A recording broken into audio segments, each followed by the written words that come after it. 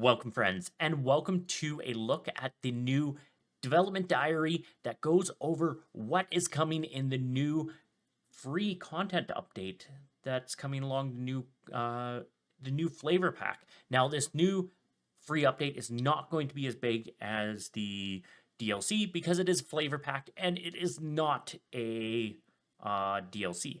However, well, it is downloadable content, but it's not like an expansion level like what Royal Court was. So what I thought I'd do is there are actually some really good items in here that I would like to speculate and maybe have a bit of a discussion on what is coming and what that's going to mean to our strategies within the games. As we look at some of these development diaries, and in this one there's a lot, we can actually glean some different strategies that maybe we can get to, or maybe hypothesize on some future strategies that we aren't quite able to do right now. But it is a lot of fun. And of course, if you would like to see more of my content, we do a lot of Crusader Kings 3 and grand strategy tutorials on this channel, getting into the systems and really doing a deep dive on strategies. So definitely hit that subscribe button. And let's get in here. So the first thing that they talk about is the clan contract. They are going to be changing the clan contract and making it a bit more interesting. So clans are something that I haven't played much of. I'll be 100% honest. They're just not that interesting in the current, they haven't sparked my interest in the current iteration of the game. So I'm really looking forward to some of the different options that they give in here, because there are a couple things that look like we could have some fun with. The first thing that we have here is the marriage favor, and this is kind of cool. So what you're saying is that you will marry someone in their family next. So if you don't have a primary spouse, your primary spouse will be from this family. And as part of that, if we scroll down here and take a look, we'll get some taxes, some levy, and some opinion with that vassal. So this could be something that, as an emergency, might be a decent thing to grab. Now, of course, you're going to just add additional problems down the road, because having more than one wife, even though that sounds amazing, giggity, even though that sounds amazing, it's in-game and mechanically, it's not great, because yeah, you lose a little bit of piety or prestige depending on the religion that you're with. However, you get more kids, and the more kids you have, the more heirs you have, the more heirs you have, the more your realm gets split up, and disaster of trying to hold on to the holdings you really want to hold on to, the more you have to deal with. So this is something that could be cool and could be an emergency band-aid that just gets you the additional opinion. The taxes and levies, not that bad, but they aren't really necessary, especially there's a lot of ways to earn gold in this game. And levies, for the most part, there are better ways to get your levies that you need. And honestly, you don't really need levies once you get over a certain point. All right, next up, we have the Ghazi. And I actually looked up the pronunciation of it. So if this is wrong, the website I went to is 100% lying to me, and I do apologize about that. But encourage your vassals. This is cool. This is really cool. Encourage your vassals to wage holy wars, but give less levies from them. That is really cool. So what you can do is you can go and sign all of your vassals around your edge. If you don't care about conquering specific holdings, say that you're looking at conquering on the east, but you'd like to expand in the west as well, why not just modify some of those vassals' contracts to actually go and expand your realm for you? That is a very interesting concept that we can look at doing with the Ghazi contract option, and that could be very interesting and something that I would actually like to do. Now, the next one is the ICTA. Again, I hope this website is not lying to me about the pronunciations, but less taxes and levies, but better synergy for men at arms. I shouldn't pick on them. I'm terrible, constantly doing typos, especially typos. So yeah, I shouldn't pick on them for both parties. So this is quite interesting. So what I assume is going on here is that your vassal's going to start building the same men at arms that you have. Now, unless you're in a great war or they've joined you in a holy war, I don't really see a benefit. I don't really see a benefit to this. So what's the point? There's actually a benefit to this. If you look at the evil religions around you, there may be specific counters that you want your vassals to work on. So if you combine the Ikta and the Ghazi together and give those options, then you can really drive success on your vassal wars. There's also a mod that really expands how your vassal interactions happen and allow your vassals to be more active in your wars. So having vassals that are more active in your wars in that mod, I could see a really good synergy between the Ikta and that particular mod. Next up, we have the Jiza. This one isn't. I don't see a real big purpose to this. Unlocked by a tenant of the same name. This is a specific contract for people of differing faith, increasing their taxes but lowering their levies. I just don't see a purpose to this one, so we're going to skip over this one pretty fast. Getting additional taxes, not that big of a deal. Lowering levies, just don't really see a point to this, really. So let's move on. And let's move on to the big one. The extremely big one, the Dissolution Faction. The Dissolution Faction is going to be cool. To model some of the big historical shakeups in Iberia, we've introduced a new faction type. The Dissolution Faction will aim to destroy the primary title of the top liege of the realm, as well as any other same tier titles. This could be really cool. The first thing that I go to is Tuscany.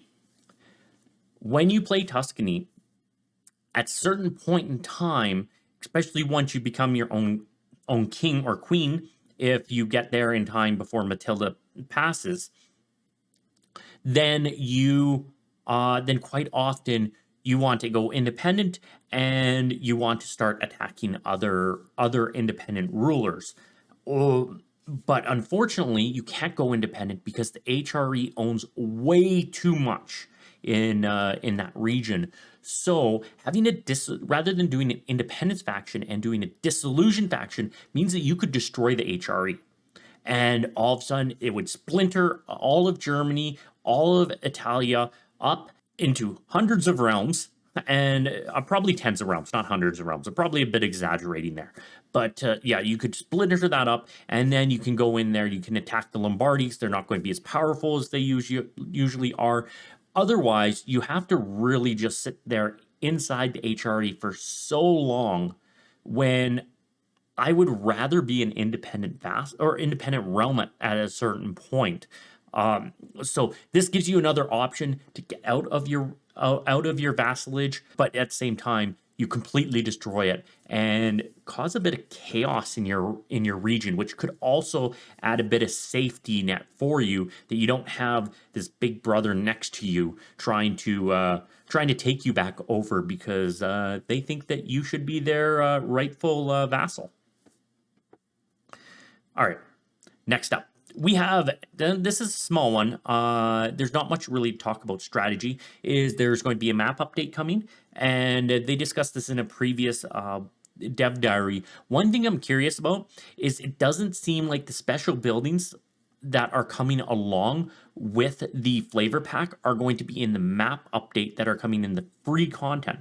So just based on reading between the lines there, so I'm curious if you will need the flavor pack to get some of those new amazing special buildings and the new terrain special buildings that they had discussed in a previous development diary. So this is something that maybe is something that we need to, that you will need the flavor pack, because right now with all those special buildings being rushed in, the Iberian Peninsula is going to be really sought after for your realms and could make you really rich with with a lot of special buildings or give you some nice powers. Next up, we have another big one, and that's Shared Head of Faith.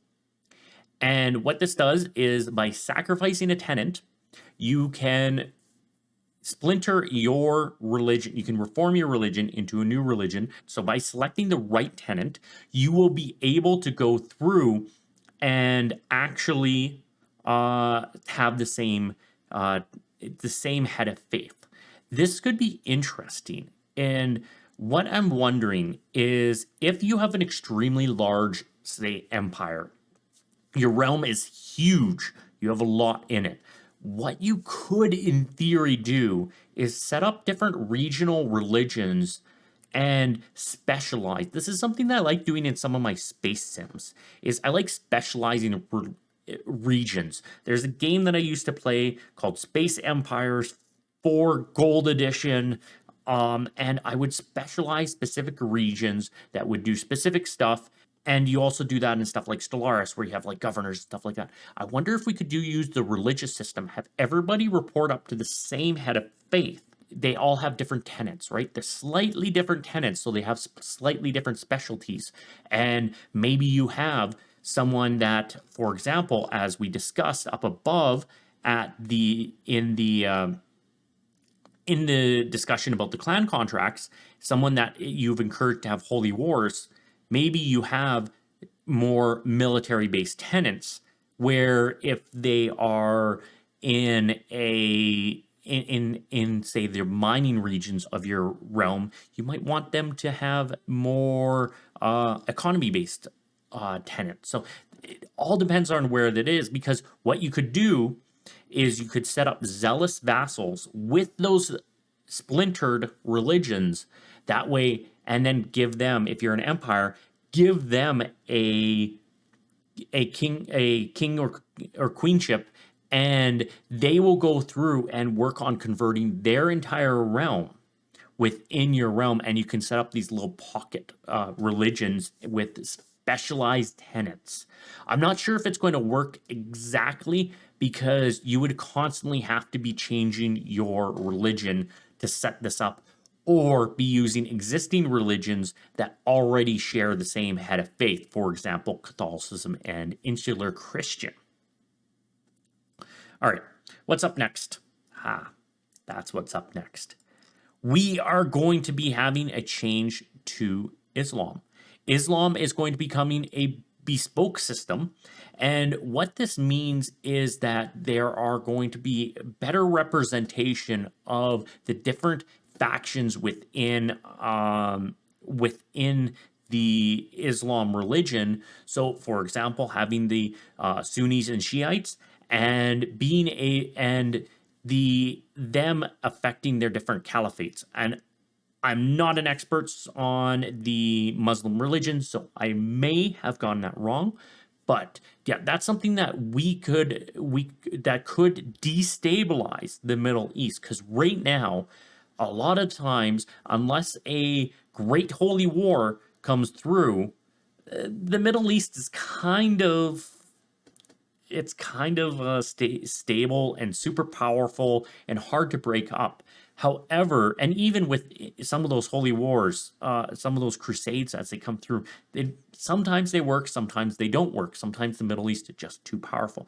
So I wonder if this is going to allow the Middle East to splinter up and have some of those regional difficulties that you would expect them to have, and maybe have stronger India AI players, or have stronger African AI players and stronger Christian AI players. Now, of course, the Byzantine Empire is really strong. Always, I would be concerned that the Byzantine Empire can really just take everything over. So that is always a plan. Heading into the Slavic region is especially into Russia, the Russian area, modern Russian area, is the Byzantines just seem to spread in every single game that I play up there. And so that's something that that may be a disadvantage for us, is the Byzantines may become way too powerful. All right. Before we move on, we are 16 minutes into the video. So thank you for everyone who has stuck around this long. If you've been enjoying, definitely hit that like button. And while you're down there, why don't you comment in there that you made it all the way to 16 minutes into the video.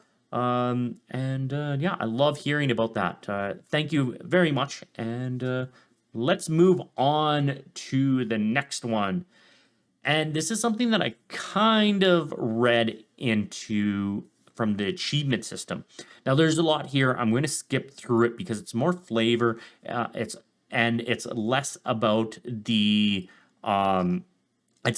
systems that are going to be coming in. So there's not much for us to theorize with these systems. But in the achievements, I saw something. And the first one here is an easy achievement, and it's history's best friend. Now, there are some things that maybe I haven't seen this, but there seems to be a new cultural tradition called ritualized friendship cultural tradition. That seems very creepy. If ritualized friendship just seems creepy to me. Maybe it's not as creepy as what I'm thinking, but it does seem creepy. So this seems to be a cultural tradition that's coming. I'm not sure what it is going to be, and I'm not sure if it's going to be in the free patch or if that cultural tradition is going to be coming as part of the flavor pack. But yeah, now you can have rituals around your friendships. The other thing that I noticed in here is under the medium ones is high stakes. This is kind of cool. This is something that seems a bit give you a different path to conquering, a peaceful path to conquering, semi-peaceful. Not all games are peaceful in the end. I have seen fights break out over games, but the ability to play games is coming into Crusader Kings 3, and I'm not sure if it's coming as part of the flavor pack. If you need the flavor pack, it doesn't seem, they didn't mention it in here, so I assume it's part of the flavor pack. However, you can bet a title on a strategy game match against another ruler and then you have to complete the match to actually get it. So what this means is that by playing these strategy games, you can actually win titles. So this gives you a really good way of having a peaceful and friendly conquering. I wonder if it'd be possible for you to go through and, say, build an empire just by playing board games. That'd be kind of fun. But I hope that you guys enjoyed it. What are your thoughts on what is coming in the new free update? And is there anything that you're excited for, or are there strategies that you've gleaned from the development diaries? One thing that I noticed in one of the other development diaries is we may have some pretty speedy armies. There is